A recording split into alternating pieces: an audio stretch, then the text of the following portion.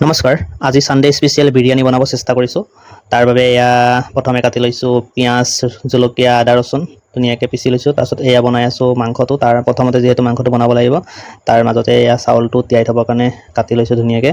এটা চৰিয়াত ধুনীয়াকৈ চাউলটো 15-20 মিনিট তিয়াই থব লাগিব তাৰপিছত এয়া মাইনাই বনাই আছে মাংস প্ৰায় হৈয়ে গৈছে এতিয়া তাৰপিছত এতিয়া বনাম বিৰিয়ানীখিনি মই নিজে বনাম তাৰ বাবে এয়া লৈছোঁ কিচমিচ আৰু কাজু বাদাম তাৰপিছত এয়া লৈছোঁ গৰম মছলা তাৰপিছত এতিয়া আমি বনাম বিৰিয়ানী তাৰ বাবে গেছটো লো ফ্লেমত ৰাখি লৈছোঁ এয়া কুকাৰ বহাই দিছোঁ তাৰপিছত এয়া কুকাৰ গৰম হোৱাৰ লগে লগে ঢালি দিছোঁ 2 চামুচ ঘিউ অন্নপূৰ্ণা তো ঘিউটো গৰম হোৱাৰ লগে লগে কুকাৰটোত চাৰিওফালে মিলাই দি পেলাই এয়া ঢালি দিছোঁ কিচমিচ আৰু কাজু বাদাম কিচমিচখিনি ধুনীয়াকৈ ভাজি লৈছোঁ অলপমান হাফ ফ্ৰাই কৰি লৈছোঁ হাফ ফ্ৰাই কৰাৰ পিছত দি দিছোঁ এয়া গৰম মছলাখিনি অলপ হাফ ফ্ৰাই কৰি ল'ম ধুনীয়াকৈ হাফ ফ্ৰাই কৰি লৈছোঁ ধুনীয়া এটা চেণ্ট আহিছে তাৰপিছত ইয়াত দি দিছোঁ চাউলখিনি তিয়াই থোৱা চাউলখিনি টুকি পেলাই ধুনীয়াকৈ দি পেলাই সেইখিনি চাউলখিনিও অলপ ফ্ৰাই কৰিছোঁ ধুনীয়াকৈ মিলাই দিছোঁ কাজু বাদাম কিচমিচ গৰম মছলা তাৰপিছত দি দিছোঁ এয়া বনাই থোৱা মাংসখিনি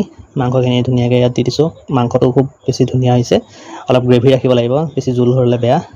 গ্ৰেভি কৰি পেলাই মাংসখিনিও মিলাই দিছোঁ ধুনীয়াকৈ মাংসখিনি মিলাই লৈছোঁ তাৰপিছত দি দিছোঁ ইয়াতে পানী জোখত পানী দিব লাগিব পানীটো বেছি হ'লেও বেয়া তাৰপিছত এয়া ঢাকন মাৰি দিছোঁ এতিয়া এটা চিটি ৰাখিম এটা চিটিৰ পিছতে আমাৰ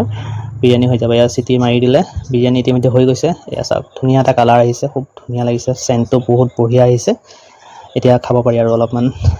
চাই লৈছোঁ ঠাণ্ডা হ'লে আমি খাম এতিয়া ঠাণ্ডা হৈ গ'ল অলপ এতিয়া খাবলৈ ৰেডি হৈছোঁ টেষ্ট কৰি হৈছোঁ বেয়া লগা নাই ভাল লাগিছে খুব লগত পিঁয়াজ লৈছোঁ বঢ়িয়া লাগিছে আজিৰ ভিডিঅ'টো এয়াই আৰু আপোনালোকে ভাল পালে প্লিজ লাইক কমেণ্ট আৰু ছাবস্ক্ৰাইব কৰিব ফেচবুকত চাই আছে যদি ফ'ল' কৰিব